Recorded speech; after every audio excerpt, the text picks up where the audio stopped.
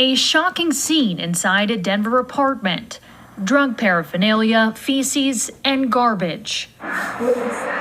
Christina Eisenstein invited our cameras into a unit that was just vacated.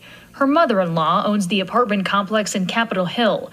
She took over managing the property back in September, and a few weeks later reached out to CBS Colorado for help.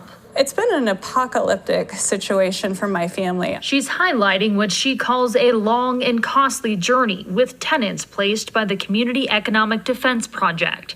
The previous property management company allowed CEDP to place clients in 5 of the 18 units.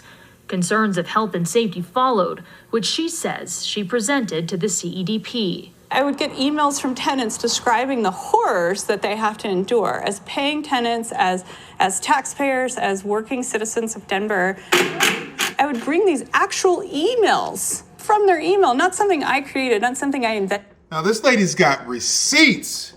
She's letting the CEDP understand that, listen, the tenants that you guys are putting over here are trashing this place. Now, as a retail investor myself, not necessarily in Colorado, well, a couple in Colorado, but mainly in Ohio, Dayton, Ohio, we see this all the time. I'm talking your syringes. You want to know something, man? If I were to show you guys pictures, you guys would be so disgusted. But man, we've turned them into luxury places, right? Because you get a really good deal on things like that. But she owns this. And this is what they're returning to her. But you know something? Sometimes you got to think Colorado legislation for this, right?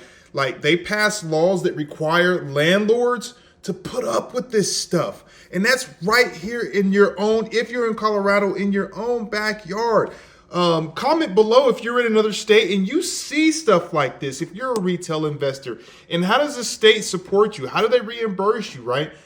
Because out here, legislation is like on the opposite side of the tracks, and this is what we get. In my head.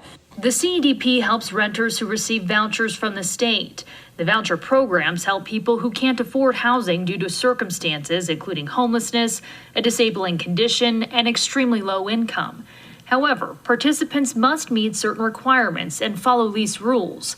Eisenstein says she expressed concerns to the CEDP about several issues, including drug use, which violates the tenant's housing voucher contract. And then the economic defense just blew it off and said, oh, it's hearsay. The CEDP is one of 44 organizations that administers voucher programs in Colorado.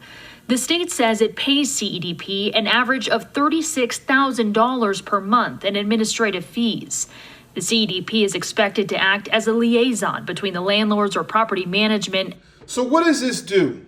What does this do for your landlords that own these units, right? Own houses, own Section 8, own apartments, own condos, townhomes, right? It puts you in a position to where you don't want to lease out your property to those who could really, truly need it.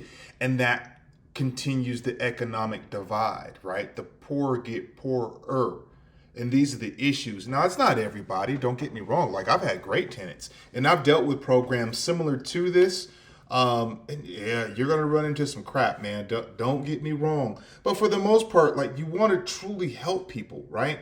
And you want that income that's coming in. It's kind of guaranteed money, right? You don't have to worry about the tenant saying, oh, hey, oops, this month I don't have it. No, it's coming from a higher department that's going to reimburse you, but they're not reimbursing you or paying you their rent. They're not reimbursing you for issues like this, right? You see, she had to not only just shut down the unit, they had to bring hazmat teams in there. You got to scrub walls because you're dealing with drugs, possibly meth. It costs money, and it can wreak havoc on your profits, right? On your margins, if any, at the end of the day. And households to assist with conflict resolution. They declined an interview, but provided CBS Colorado with this statement. As a nonprofit administering public programs, we prioritize health and safety, but we need timely, verified information to assess any claims and take action. Over the past 2 months, Christina Eisenstein has refused to promptly and formally document her allegations, making it impossible for our team to respond to her concerns. Programs that serve vulnerable Coloradans only work when everyone engages in good faith. What's crazy is that not only do they include her first, that's kind of dangerous. I don't know if I agree with that, but they put her first and her last name. Like that's, oh man, that's forever. That's on the net forever. She should not have allowed that. That's pretty dangerous. Folks, going forward, don't necessarily do that. Don't allow your public, your personal, your government information for the entire world to see. This may come back and haunt her in the future.